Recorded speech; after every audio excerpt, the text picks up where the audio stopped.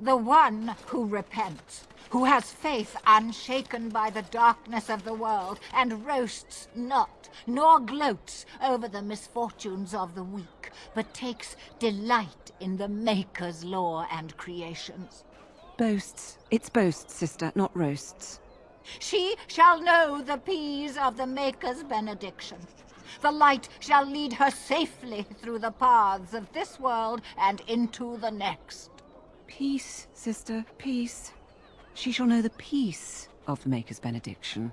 The veil holds no uncertainty for her, and she will know no fear of death, for the Maker shall be her beacon and her shield, her foundation and her... There's no veal in the chant. You're doing this on purpose, aren't you? Me too. I wonder why nobody ever taught me her version of the chant when I was a Templar. Oh. Hello, dear. Can we help you? What she means is, in Andraste's name, be welcome. Stop correcting me! What would Andraste do? That's what you should be concerned with, I say. Andraste was no fuss budget. Praying for the good people of Denerim who've lost loved ones at Ostagar. It's usual to recite a stanza from Transfigurations when you pray for the departed. It's usual to recite the stanza correctly. But that's what I said. Tell you about the chant? What? As if it's a cake you might buy? Well, it's done enough, but a little too much nutmeg for my taste. Sister, instructing the ignorant is a sacred duty of the chantry. Fine, then. What do you want to know?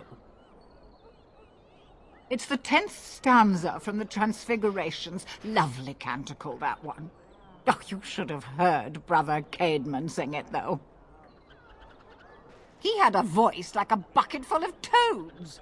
Revered Mother Boann, bless her heart, always said, if we had more voices like his, the Maker couldn't fail to take note of us. It was tragic, really. Such a surprise. We don't speak of that. He was in charge of the lyrium storehouse.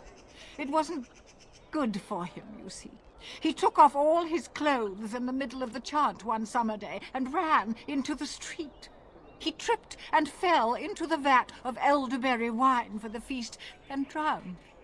We were 6 days drying him out for his cremation. He looked like a pickled egg. So tragic.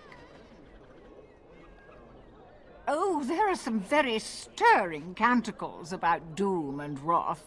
Darkspawn were created by mankind's second sin, pride. Arrogance became a great caged beast in the lands of Tevinter, an emptiness that consumed all and could never be filled.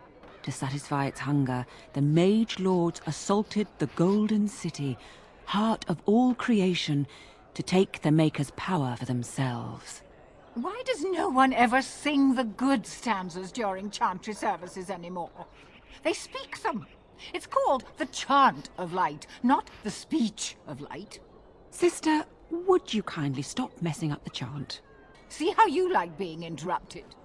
Well, you get the general idea, I'm sure. Yes and no, dear. The official version of the chant does not speak of the elves. Some of the dissonant verses, however, do mention the disciple Chant. He was an elven disciple of the prophet. A former slave like Andraste herself, he rallied his people against the Imperium. He was given to the flames alongside Our Lady. Divine Renata had the verses removed during the Exalted March on the Dales. Of course. The official chant of light is written in Tevinter, but it is translated into the languages of the believers. Some ideas are lost in the process of translation, and words take on unintended meanings. There's a dreadful pun in the Orlesian version in the Canticle of Threnodies, and languages are always changing. The chant must adapt if it is to be understood by the people hearing it. The chant has changed over time. Some of the verses that were sung in the past were taken out. The Canticles of Chant was stricken from the chant in the Glory Age. They are no longer sung, though scholars still sometimes read them. It is almost mealtime, isn't it? Blessings of the Maker and of Andraste, his bride, upon you.